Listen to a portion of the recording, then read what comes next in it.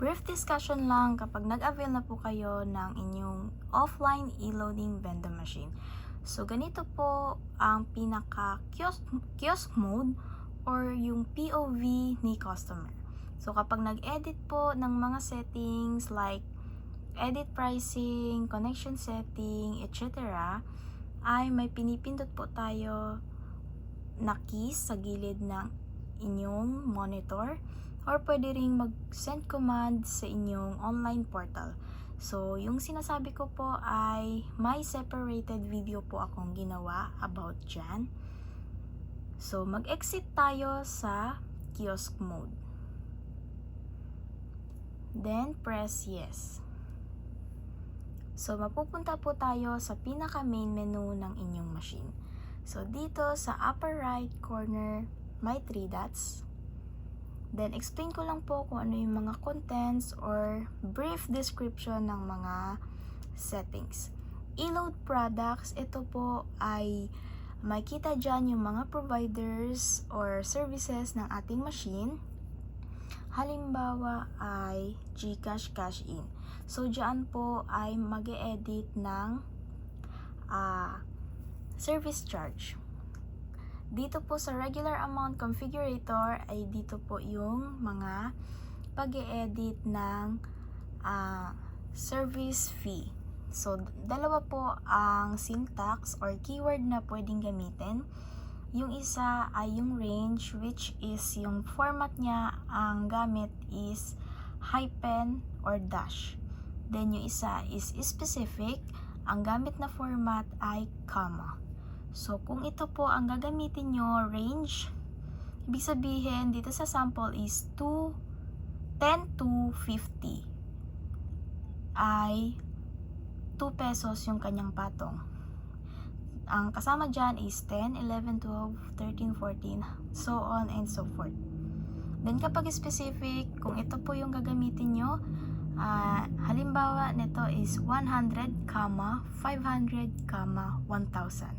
So kapag may magpapakash in, nag-enter amount ng 110 or 200 or 300 or 400, kapag hindi po naka-input dyan, ay magi-invalid po or unavailable. So, as of now, dito sa aking system, halimbawa, comma po ang aking ginamit. So, 100, 110, 120, ang patong ko is 20 pesos. So on and so forth. Then, sa minimum transaction ng ating cash in ay 100 pesos. Then, kapag maximum natin is 5,000.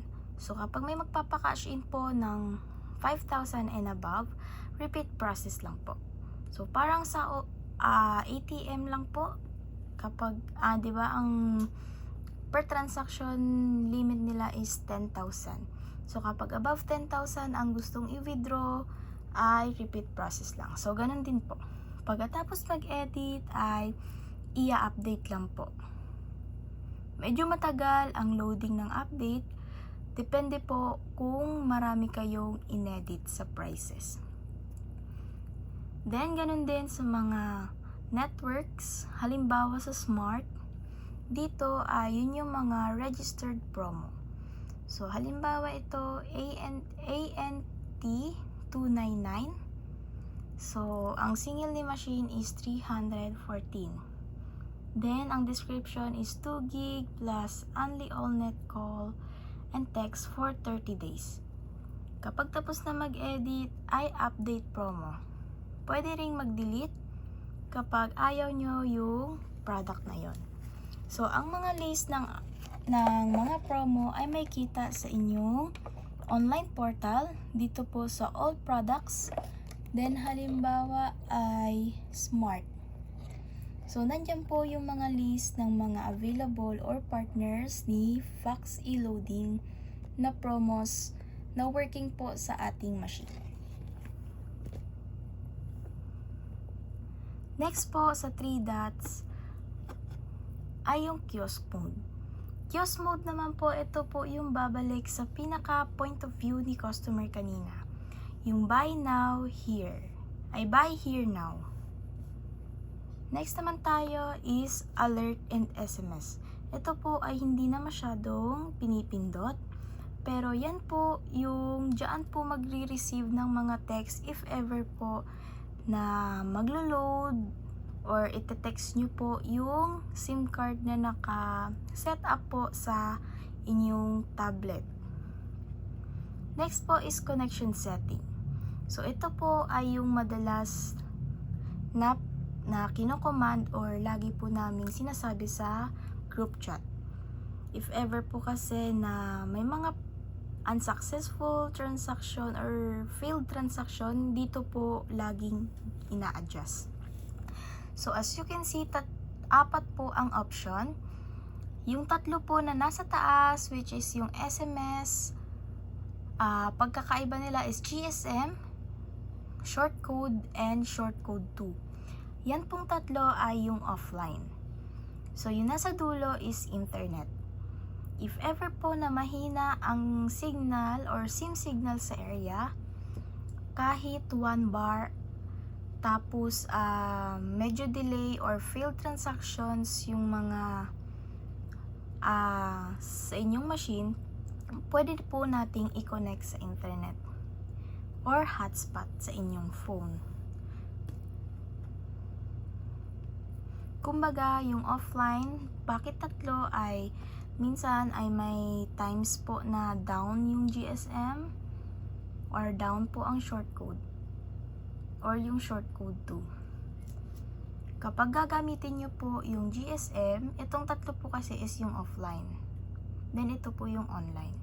Kapag GSM po ang ginamit nyo, ang required po dyan, dapat yung SIM nyo sa tablet ay may only text. So kung short code at saka short code 2, kailangan po yung SIM nyo po sa tablet ay may load po na regular at least 10 pesos po, para hindi po ma-deactivate ang inyong SIM card. Stricto na po kasi ang Telcom ngayon, so kapag hindi po nila nakita yung SIM card na walang load or transactions sa mobile, ay di-deactivate po nila. Possible na mawawalan po ng signal ang inyong machine. Kahit po smart or talk and text po ang nilagay sa inyong tablet, pwede nyo pong gamitin yung Globe Short Code tsaka Globe Short Code 2. Kumbaga, isipin nyo po, ito po yung mga tower na kukuhanan niya ng signal. Next po is set trusted number. Ayan naman po ay nakaset na yan kasi inactivate na po namin ang inyong machine bago po namin i-deliver. So sometimes ay hindi pa nakaset. Pagdating po ng inyong machine, saka po natin sineset up yung trusted number. So trusted number, ito po yung magiging online portal nyo sa pag-login para po ma-monitor nyo ang inyong sales and etc. So, yung trusted number po, yan po yung personal number po ng magmamanage ng machine. Next is accessibility. So, ito po, remember na dapat yung fax e-loader ay lagi pong naka-on. So, kapag naka-offline po yan, possible na hindi po magta-transact yung mga services ng inyong machine. Next is LCD startup display. Hindi naman na po masyadong ginagalaw yan. So, nakaset na po yan na fax e-loader, then the faxtech.com. Next sa 3 dots ay change PIN. So, ito namang change PIN ay kayo po ang bahala kung ano po yung ilalagay nyo. Kasi if ever na mag-attempt si customer doon at gusto niyang i-exit yung inyong machine, ay hindi niya po magagawa kasi nakaset po ang inyong password sa application. Kumbaga naka-private po. So, ang default po ng mga password ng ating machine ay 4 na 0 1234, either 1976 or 8886, pwede ring 1796. So, ang madalas lang pong ginagamit ay 123 and 000. Pero pwede nyo naman pong tanong sa atin sa GC kung ano po ang PIN ng application mo. Then, pwede rin pong i-reset yan dito po sa inyong online portal under license and e-loaders. Then, sa dulo is reset app PIN. So, pwede rin po yun. Enter current is 1234.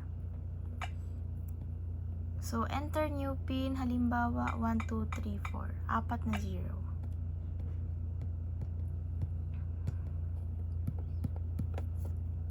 Ayan na.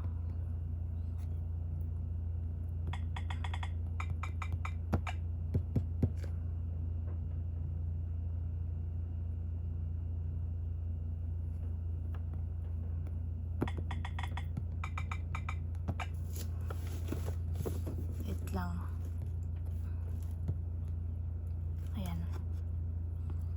Next naman ay sales inventory. Dito naman, binibilang niya kung magkano na yung sales depending po sa inyong inedit na price or service charge.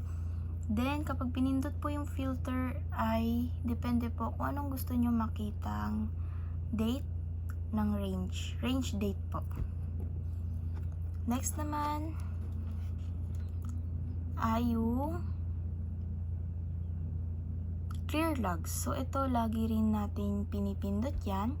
If ever kasi na may mga sukling sobra si customer, dyan po lagi ang pinipindot.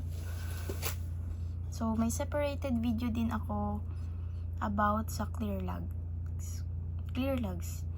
So, yung lock up, ito po yung connected sa app PIN. Next naman is close up. Kapag close up ay i-close nyo po mismo yung pinaka-application sa inyong tablet na fax e-loader. So, mapupunta po kayo sa pinaka-home ng inyong monitor or tablet. So, nandyan po yung mga settings, gallery, camera, play store, so on and so forth. Kasi para siyang mobile phone din naman. Then, pag pumunta ulit sa application is fax e-loader lang din ang pipindutin. Next naman is restart machine. If ever na nagloko or may bug ang inyong machine, pwede itong pindutin restart machine or reboot machine. Iisa lang po yun. Next naman is download update. Ito pinipindot lang kapag may bagong update or features na naidagdag sa ating system. So, nag-a-announce naman po ako sa aking social media accounts or sa ating group kapag may bago or recommended nang mag-update. So, as of now, may kita dito sa about ang ating app version na 40.3.5. Then, yung Android version is 21. Then, ang status natin yung is activated. So, ito pong nakalagay na number, ayan po yung nakaset up sa loob ng inyong monitor or tablet. Next is full screen. Hindi naman na masyado yan pinipindot. Yan lang po yung full screen, yung buong kiosk mode.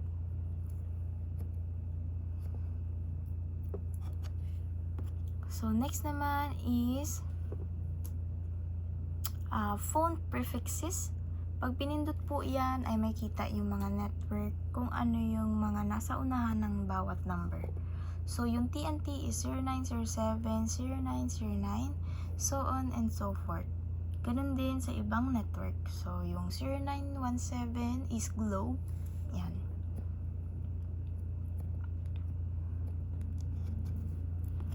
Next naman ay yung help and feedback. So, kami naman po yan, yung ating group chat.